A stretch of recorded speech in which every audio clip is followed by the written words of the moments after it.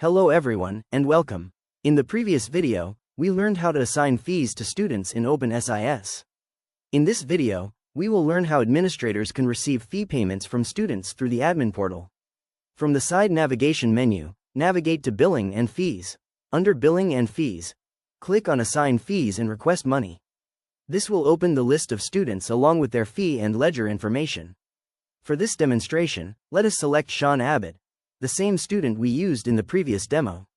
After opening the student ledger, we can view the latest assigned fee, previous transactions, payment records, outstanding balances, and invoice details related to the student. Now, click on Receive Payment. This opens the payment window where administrators can record the payment received from the student. In the payment field, enter the exact amount being paid by the student. Next, select the appropriate payment method. In the Payment Note section, administrators can enter brief payment-related details such as the bank name, check number, transaction reference, or any additional information required for future financial records. For this demonstration, let us enter enrollment fee payment received through Axis Bank transfer. After entering all the required details, click on Submit. Once the form is submitted successfully, the payment transaction is completed and the updated payment information becomes visible within the student ledger.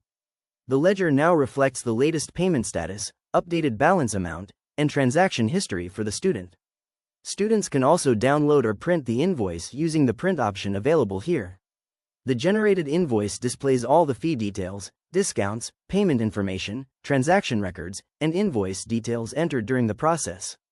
This completes the process of receiving student fee payments from the admin portal in openSIS. Thank you for watching.